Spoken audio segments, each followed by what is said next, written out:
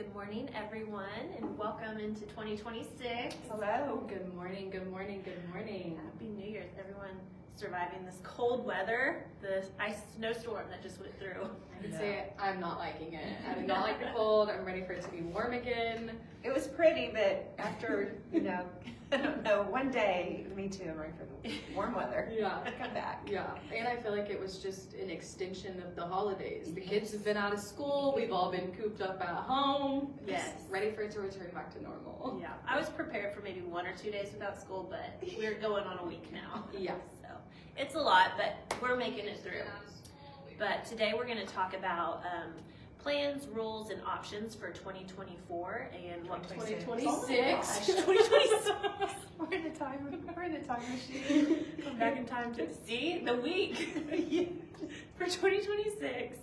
And let's get this kicked off. Yes. Let's do it. Yes. Sounds good. I think it's important to start off with, we've been getting a lot of questions regarding ACA and subsidies and premiums and when's my amount going to change or when am I losing my subsidy? Yeah, because of all the debate that's going back and forth in Congress. So that, even though that's a moving target, right now the law is the law, the Affordable Care Act, and what's available through the Affordable Care Act is set for now until they do something that becomes law. So you really don't have to worry about the back and forth, except for the fact eventually there's something that hopefully that we'll all be able to take advantage of that's going to be more helpful to people.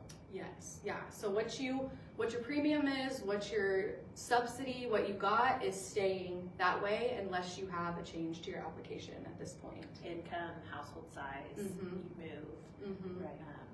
Also, I think a lot of confusion that I was receiving during this last enrollment period was people thought subsidies were completely going away. Mhm. And what we really experienced was just a handful of people kind of fell off that subsidy cliff, they call it. But for a lot of our clients, we were seeing they were actually getting more of a subsidy for 2026 than they were in 2025.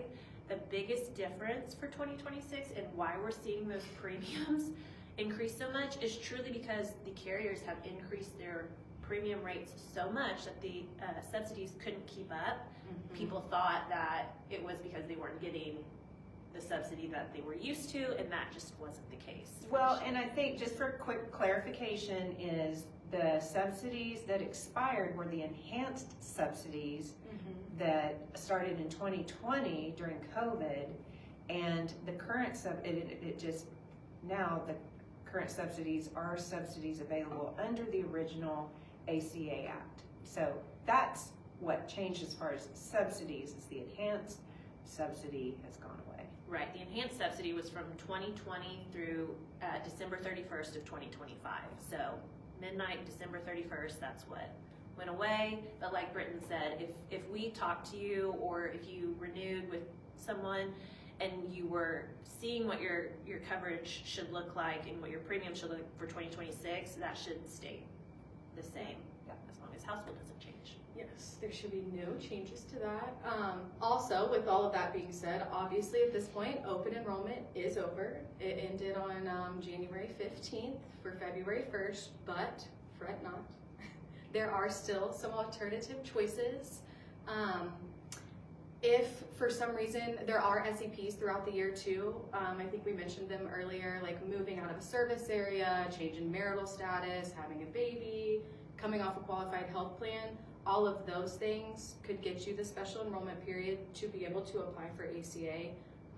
And the qualified health plan, coming off of qualified health plan, that would be like losing employer group, Mhm. losing Medicaid, which is Sooner Care in Oklahoma, Mhm. Cobra. Cobra. That's That's that would another open one. up a special enrollment period for you to explore ACA options, including subsidies. Yeah. If you don't have a special enrollment period though, there are still some options. Yes, so we like to look at, for some of our clients, short-term medical plans, and you can get those for 180 days up to 364 days, or you can do it 364 times 3, which is considered a tri-term plan, so you would have the 3 terms of 364 days of coverage. Once you were approved for that, you would have that 3 terms without any additional underwriting throughout those 3 years. And under the ACA, they are called short-term medical, but obviously you can see where it's a pretty long terms. Also, they're not qualified health plans, so your wellness, immunization, some of the benefits required under the qualified plans are not available. However, it is health insurance, so for the most part, it meets the needs of the people that do enroll in them. Mm-hmm. Right. And there are some plans that do cover immunizations. I've seen, if that is something that you're needing, Right. don't fret not. There are some that have that option. Yes, and they do typically have lower premiums just because there is health question underwriting, so there's screening, and so pre-existing conditions typically aren't approved. They're not covered. Right, Yeah. we're covered. So again, that's what's going to get you that lower premium. So with that, we also pair it with supplemental benefits such as hospital indemnity plans, accident plans, cancer plans. And when you pair those 2 together, you're getting a pretty robust, even though it's not major medical, you are getting a pretty robust health coverage. Yeah, and the hospital indemnity plans could be, you actually can kind of pick and choose some of the benefits. Inpatient hospital is part of it, so it helps cover inpatient hospital stays, outpatient surgery, some imaging, labs. It just depends, even it'll pay for doctor visits, so it just really depends on the plan that you feel like is going to be the best fit for you, and we can help guide you with that. But surgeries, it covers lump sum amounts for surgeries. So. And even people who have, I know some people chose to go with more of the HSA designed high deductible health plans to get that lower premium. Those paired well with, even those major medical plans as well, to fill that large deductible maximum out of pocket gap. Yeah, I think too this year, although we definitely don't recommend this, I had a lot of people who said that they were just going to choose to self-pay or maybe go with something like a direct primary care or concierge. And again, while we do not think that that is necessarily the best idea, major medical is very without important. a major medical plan. Yes. If they're good ideas, but you still need that major medical. Yes. Those ancillary plans that we were mentioning would be good to pair with that as well. Especially if you qualify for a subsidy, because now you have that additional coverage, and maybe you're paying $0, maybe you're paying $40 or $100, and now you have that extra coverage that can help with out-of-pocket expenses. Again, I think, we've mentioned the cancer policies that premium's reasonable, and we've helped people with that where they had to trigger the benefit, and it's just very helpful to people. So it's like any insurance, if you need it, you're going to be glad you have it. Yeah. So our family is on an employer group high deductible HSA plan just because we don't typically go to the doctor. I like to actually pair that with, I do have an accident plan because my little kids and myself my husband even, he's probably the most accident prone. So we do pair it with an accident plan. But there is a concierge service. That service is a lot of the Oklahoma City Metro. I think they have even moved into Dallas area. And they'll do in-home visits cheaper than what I can pay to go to the urgent care under my major medical plan. So there are so many options available to us out there. It's just educating and letting our clients know, That's what's right, available. because that's such a good point, because the major medical is going to help you if you have something catastrophic. But then to get that higher deductible, or even if you don't have a copay to the doctor, to couple that with a concierge and still have a lower premium if you get one that gives you a lot of coverage, but the premium is just so high. Now you have the best of both worlds with a much lower premium. Right. And that's why give us a call, because we can definitely walk you through. Yeah. Those It's almost designs. like a puzzle. You Yeah, gotta it is. find the pieces that work for you and put them all together. Yeah. It's a financial planning decision, and it's, And It helps a everybody's lot. needs are different. Like Mhm. it really is a needs analysis, and mm-hmm. we do that with every customer, every client. Right. Yeah. Another big reminder that we say every year, but If you are on an ACA plan and there's anything that changes that we would need, that they ask you when we go through your application, make sure that throughout this year that you're calling us, you're letting us know, we're making those updates. I feel like especially now more than ever, those are very, very, very important. We've heard that they're gonna start cracking down on things like that. And so we just wanna make sure that if you have any changes, we get them reported, your application shows up correct, and just keep you in a good place for the year. Yes, so like change of address, change of income, whether it increases or decreases by a significant amount. A change in household members, like adoption or birth or anything like that. Or if you alternate whoever takes the deduction for your child, that needs to be correct. That's a big one. So just keep us updated on stuff like that. Right.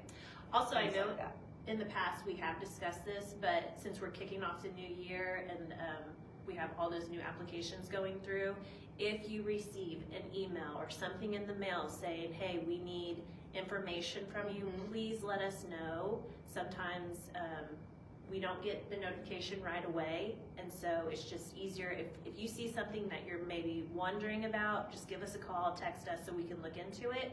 That way you don't lose coverage or there's no change in coverage. We'll get that taken care of. Yes, very important. It is. Yes. And like you said, it seems like even the rule changes and actually enforcing the rules that are already on the books, that is something that's happening now. So those notices they've always been important. So anyway, just let us know and we can help make sure you stay compliant and up to date and not lose coverage. Yeah. Yes. So while under 65 enrollment period might be done, the OEP, open enrollment period for Medicare, is still going on. Lisa? So OEP, the open enrollment period for Medicare beneficiaries that are in Medicare Advantage plans is from January 1 to March 31st, and that's a one-time change if you need to. Maybe, your doctors for some reason are out of network because the contract, they weren't able to agree with the current insurance plan. That gives you an opportunity to move to a plan that those doctors or healthcare systems are in network. For whatever reason, if you wanted to go back to original Medicare, that gives you an opportunity to enroll in a prescription drug plan and go back on original Medicare. Or, there's just different reasons. Maybe you're not happy with your plan, but if you're happy with your Medicare Advantage plan, there's no reason to change. But that is the open enrollment period. The other thing that's important is Medicare. There are Medicare Advantage plans called chronic special need plans. Oklahoma does for people that have that are diabetic or have heart conditions. That special enrollment period is year round. So those plans tend to have some more coverage. So that is something that you want to call us if that is a condition that you might have, and those plans could be beneficial to you. So that's another one that's year round, is the chronic special needs plan special enrollment period. And when does OEP end? OEP ends March 31st. So whenever you enroll, whatever month you enroll in a new Medicare Advantage plan, it always begins the first day of the following month. So if you enroll in a plan in March, regardless if it's on the first day or the 30th, then your plan would start April 1st. So I do want to sprinkle this in. I know we'll probably do kind of one show, podcast, whatever this session completely dedicated to it is, but for 2026, the group plans that we've been seeing, the rate increases have really been Some have been high. significant. Yeah. Some have But but for the most part, yeah. I feel like for a lot of our groups, we have been able to find really good options for them and solutions for them to get those premiums. So if you have a group plan that you would like to review, or you got your renewal and you're just like, this is insane, there are other options out there that we've been able to be very competitive with. Yeah, and you can Correct. talk to your HR. A lot of people know their HR or their office manager, and just let them know, hey, I use this agency, or whomever, Taylor, and she said there could be lower premium options for us with better benefits. And anytime an employer hears that they can save money, they're usually on board to review those benefits, and then you also would be. It would help you as well as far as the benefits and premium if you are contributing to your premium. Yep. Yes. Okay. Well, that's gonna be a wrap for today. That's all we got. Because our We time's lost up. So we'll see you next month. Yep. Yes. We'll see you in Friday, last February, you Friday. guys. Stay warm. Bye, everybody. Bye. Oh.